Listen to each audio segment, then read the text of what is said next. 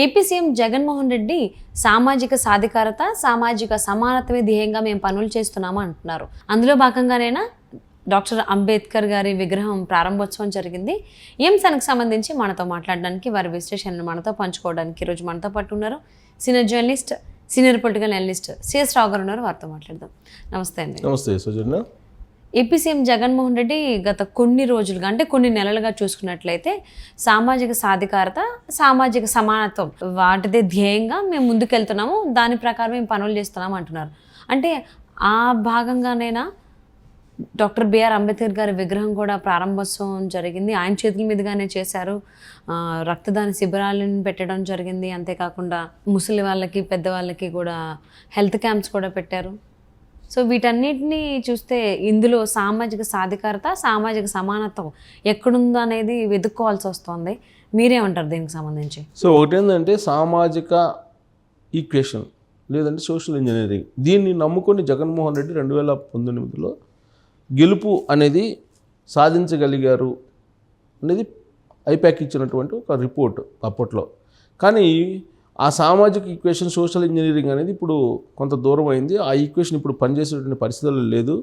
ఇప్పుడు ఎమ్మెల్యేలను మారుస్తున్నారు. దాదాపు ఇప్పటికే 50 మందికి పైగా ఎమ్మెల్యేలని, ఎంపీలని కొంతమందిని మార్చేశారు. వీళ్ళల్లో ఎక్కువ భాగం ఎస్సీ, ఎస్టీ, బీసీలు మాత్రమే ఉన్నారు. రెడ్డి సామాజిక వర్గానికి సంబంధించినటువంటి వాళ్ళని పెద్దగా మార్చలేదు, ఒకళ్ళిద్దరిని మినహా. కాబట్టి జగన్మోహన్ రెడ్డి చెప్తున్నటువంటి సామాజిక సమీకరణ, సామాజిక ఈక్వేషన్, సామాజిక సమానత్వం అనేది ఒక మేడిపండు లాంటిది. ఆయన అన్ని అబద్ధాలు చెప్తున్నారు. ఆయనేమో డబ్బునున్నటువంటి వాళ్ళకే సీట్లు ఇస్తున్నారు రాబోయేటువంటి ఎన్నికలకి. ఇలాంటిది వినిపిస్తుంది బాగా. ప్లస్ నమ్మడానికి కూడా ఈ మార్పులు కనిపిస్తున్నాయి. దాదాపు 50 మంది వరకు ఇప్పుడు మార్చేశారు 3 విడతలుగా ఎంపీలు, ఎమ్మెల్యేలు. వాళ్ళలో 90% ఎస్సీ, ఎస్టీ, బీసీలే ఉన్నారు.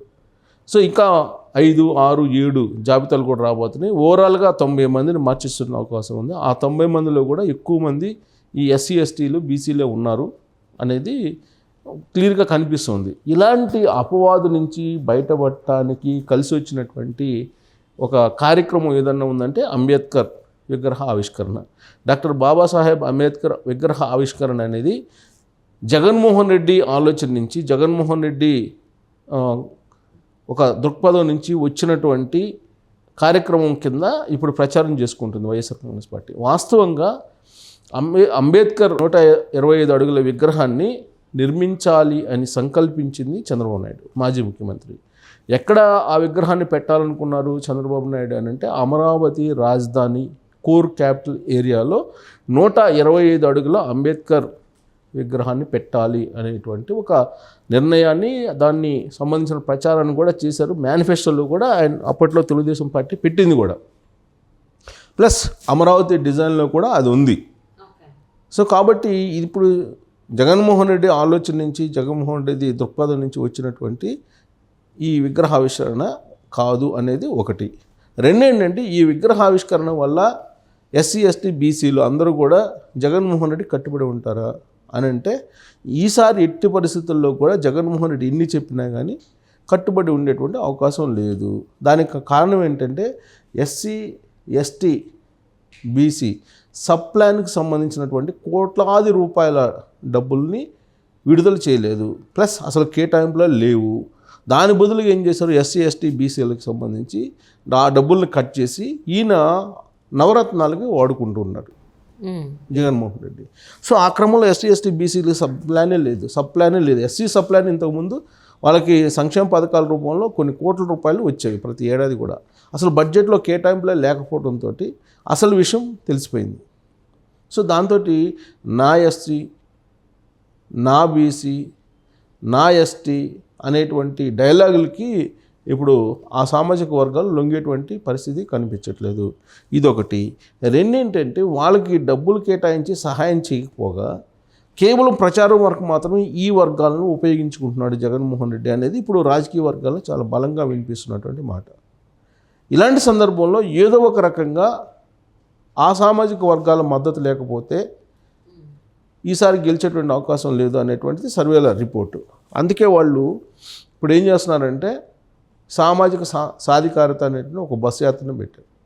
ఈ బస్సు యాత్ర ఫెయిల్ అయిపోయింది. ఈ బస్ యాత్ర ఫెయిల్ అయిపోవడంతో మళ్ళీ ఇప్పుడు ఈ అంబేద్కర్ విగ్రహ ఆవిష్కరణకు సంబంధించినటువంటి అంశాన్ని బయటికి తీసుకొచ్చారు. సరే, ఆవిష్కరణ జరిగింది, మంచిదే. రాజ్యాంగం సంబంధించినటువంటి రాజ్యాంగ రూపకర్త ఆయన ఆ కమిటీలో, రాజ్యాంగం రాసినటువంటి కమిటీలో బాబు రాజేంద్ర ప్రసాద్ దానికి అధ్యక్షుడిగా ఉన్నారు. సో ఆ కమిటీలో కీలకం అంబేద్కరు. సో రాజ్యాంగాన్ని నిర్మించినటువంటి, రాజ్యాంగ నిర్మాతగా పేరున్నటువంటి అంబేద్కర్ని చాలా కాలం నుంచి భారతీయులందరూ కూడా గుర్తుపెట్టుకుంటారు. సో చాలా కాలంగా అంబేద్కరు రాసినటువంటి రాజ్యాంగాన్ని అమలు చేస్తున్నాము, మనకు రాజ్యాంగం ప్రసాదించినటువంటి అంబేద్కర్ అనే గౌరవం ఉంది అందరికీ, భారతీయులందరికీ. కానీ అంబేద్కర్ని కేవలం ఎస్సీ ఎస్టీలకు మాత్రమే పరిమితం చేస్తూ జగన్మోహన్ రెడ్డి ప్రచారం చేస్తున్నారు అనేది ఇప్పుడు ఒక సెక్షన్ ఆఫ్ పీపుల్ అభిప్రాయపడుతున్నారు. ఇప్పుడు అంబేద్కర్ రాజ్యాంగ నిర్మాత అంబేద్కరు అందరికి సంబంధించినటువంటి గొప్ప వ్యక్తి. సో అందరూ ఆయన్ని ఆరాధిస్తూ ఉంటారు, అభిమానిస్తూ ఉంటారు. పైగా ఆయన ఇచ్చినటువంటి బౌద్ధ తత్వాన్ని చాలామంది అమలు చేస్తుంటారు, బౌద్ధ తత్వాన్ని అమలు చేస్తుంటారు. కానీ ఆయన్ని ఎస్సీ ఎస్టీలకి పరిమితం చేయడం అనేది ఒక సెక్షన్ ఆఫ్ పీపుల్ జీర్ణించుకోలేకపోతున్నట్టు ప్రస్తుత తరుణంలో జగన్మోహన్ రెడ్డి కూడా అది ఎస్సీ ఎస్టీలకు సంబంధించినటువంటి అంబేద్కర్ అనే యాంగిల్లో 125 అడుగుల విగ్రహాన్ని ఆవిష్కరించి ఎస్సీ ఎస్టీలకు నేను గౌరవం ఇస్తూ ఈ విగ్రహాన్ని నేను ఆవిష్కరించాను అని చెప్పుకున్నటువంటి ప్రయత్నం ఏదైతే ఉందో అది కరెక్ట్ కాదు అనే యాంగిల్లో మనం విశ్లేషణ చేసుకోవచ్చు. ఎందుకంటే భారతీయులందరూ కూడా గౌరవించదగ్గ ఒక రాజ్యాంగ నిర్మాత బాబు రాజేంద్ర ప్రసాద్ ఆధ్వర్యంలో ఉన్నటువంటి ఆ రోజున రాజ్యాంగం రాసేటువంటి దాంట్లో ఈయన కీలక పాత్ర పోషించారు. కాబట్టి అందుట్లో ఆయన ఆ రోజు దళితుల పక్షాన ఏమేమి ఉండాలి, రిజర్వేషన్లు, వీటన్నింటిని పొందుపరిచినటువంటి గొప్ప వ్యక్తి అంబేద్కర్. సో అందుకనే అందరూ ఆరాధిస్తూ ఉంటారు, అందరూ కొనియాడుతారు. ఈవెన్ మన పార్లమెంట్లో కూడా ఉంది. సో జగన్మోహన్ రెడ్డి ప్రత్యేకంగా గౌరవించినట్టు అంబేద్కర్ని జగన్మోహన్ రెడ్డి గౌరవించకపోతే, లేదంటే జగన్మోహన్ రెడ్డి ఈ విగ్రహావిష్కరణ చేయకపోతే అసలు ఈయనకు గుర్తింపు లేనట్టు అంబేద్కర్కి, అలాంటి ప్రచారం చేసుకుంటున్నారు. అది కరెక్ట్ కాదు. ఒకటి. రెండేంటంటే ఈ స్టాచ్యూలకి 400 కోట్ల రూపాయలు ఖర్చు చేశారు, దానికి 400 crores ఖర్చు చేశారు. ఈ ఎంత ఎత్తైన విగ్రహాలను పెడితే అంత గౌరవం ఉంటుంది, అంత మేము అభిమానించినట్టు అనే ఫీలింగ్లో అటు నరేంద్ర మోడీ ఉన్నారు, ఇటు జగన్మోహన్ రెడ్డి ఉన్నారు. నరేంద్ర మోడీ ప్రతిష్ఠించినటువంటి సర్దార్ వల్లభాయ్ పటేల్ విగ్రహం స్టాచ్యూ ఆఫ్ యూనిటీకి అనేదానికి ఒక చిహ్నం అనేది అప్పట్లో ఆయన దాదాపు 3,000 కోట్ల రూపాయలు పెట్టి దాన్ని అక్కడ ప్రతిష్ఠించారు. సో ఇప్పుడు సర్దార్ వల్లభాయ్ పటేల్కి గుర్తింపు రావాలంటే ఆ విగ్రహం పెడితేనే గుర్తింపు వస్తుందా? కాదు. 3,000 కోట్ల రూపాయలు ఖర్చు పెట్టి ఆ రోజున ఆయన స్టాచ్యూ ఆఫ్ యూనిటీ అనేటువంటి ఒక స్లోగన్ తోటి ఆ విగ్రహాన్ని నెలకొల్పినప్పుడు కాంగ్రెస్ పార్టీతో పాటు విపక్షాలన్నీ కూడా విమర్శించాయి.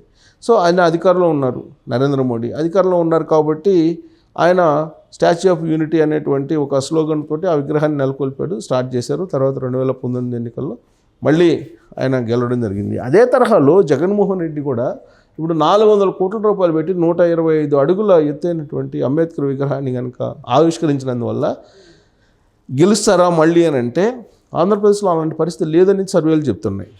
ఎస్సీ ఎస్టీలకు బీసీలకు అన్యాయం చేశాడు జగన్మోహన్ రెడ్డి అనేది వినిపిస్తుంది. వాళ్ళకు ఉన్నటువంటి సప్లాన్ కానీ వాళ్ళకు ఉన్నటువంటి నిధులను కానీ కట్ చేసేసారు జగన్మోహన్ రెడ్డి అనేది వినిపిస్తున్నట్టు ప్రస్తుతంలో. అదేదో జగన్మోహన్ రెడ్డి తానే అంబేద్కర్ని గుర్తించారు అనేటువంటి యాంగిల్లో ఈ విగ్రహాన్ని ఆవిష్కరించడం అనేది ఓట్ల దిశగా చూస్తుంటే కనుక అది కరెక్ట్ కాదనిపిస్తుంది. ఇది ఇంతకుముందు ఓటుకు నోటు కేసు ఉంది, ఓటుకు నోటిస్తే కనుక ఓటేస్తారని చెప్పి అది ఓటుకు నోటు కేసు మనం చూసాం.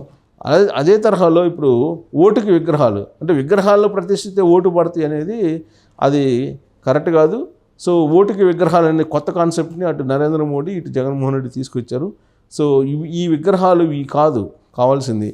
నిజంగా సామాజిక సాధికారత కావాలి, లేదంటే యూనిటీ కావాలి అని అంటే కనుక దేశ రాష్ట్రాలలో ఉండేటువంటి ఆయా సామాజిక వర్గాలకు ఏం కావాలో అది చెయ్యాలి ఆర్థికంగా వాళ్ళని బలోపేతం చేయడానికి. అలా అభివృద్ధి పదంగా వెళ్తే బాగుంటుంది కానీ ఎన్ని వేల కోట్లు ఖర్చు పెడితే 100 కోట్లు ఖర్చు పెడితే అంత గొప్ప అనేది కాదు కదా. సో ఆ విగ్రహాన్ని ఖర్చు పెట్టినటువంటి 400 కోట్లు ఆంధ్రప్రదేశ్ ఆల్రెడీ అప్పుల్లో ఉంది అని చెప్పేసి అని అన్నారు. సో దానికి ఏదన్నా వాడుంటే ఆయన ఆ హోదాకు ఉన్నట్టు బాగుండేది. సో అది కాకుండా ఆయన విగ్రహ ప్రతిష్టాపన చేయడం జరిగింది. ఇక్కడ అందరూ చేస్తున్నారు, నేను కూడా చేయాలనేటువంటి ఉద్దేశంలో. ఇంకా లేదంటే చాలా ఉద్దేశాలు కూడా ఉండుండొచ్చు, చూద్దాం. యాక్చువల్గా ఆలోచన చంద్రబాబు నాయుడు అసలు 125 అడుగుల అంబేద్కర్ విగ్రహాన్ని అమరావతిలో కోర్ క్యాపిటల్ పెట్టాలనేది చంద్రబాబు నాయుడు యొక్క ఆలోచన. అంటే సంపదను తీసుకొచ్చి ఆయన పెడితే ఇలా మాట వచ్చేది కాదు. బట్ సంపద లేకుండా ఉన్న సంపదని అటు పథకాలకి ఇటేమో ఇలాంటి ఖర్చులకి పెడుతుంటే, ఇలాంటి ఖర్చులు కాదు, రేపేదో ఓట్లు వేస్తారు ఎస్సీ ఎస్టీలు ఈ విగ్రహాన్ని చూసి అనే యాంగిల్లో పెట్టడం అనేది తప్పు. సో వాళ్ళు కూడా అనేది ఏంటి అంటే ఈ విగ్రహానికి పెట్టే బదులు మాకేమన్నా పంచచ్చు కదా, మాకు అభివృద్ధి పదంగా తీసుకెళ్ళడానికి ఏదైనా తీసుకురావచ్చు కదా, సంపదను తీసుకురావచ్చు కదా అని వాళ్ళు ఆలోచిస్తున్నారు. సో మరి ఎవరికి నచ్చింది వాళ్ళు చేస్తున్నారు, చేతిలో పవర్ ఉంటే ఏదైనా చేయడానికి పాసిబిలిటీ అనేటువంటి దానికి సంబంధించి. సో చూద్దాం ఏం జరుగుతుంది ఏంటి ఆంధ్రప్రదేశ్లో. And thank you so much for spending your valuable time with us. Thank you.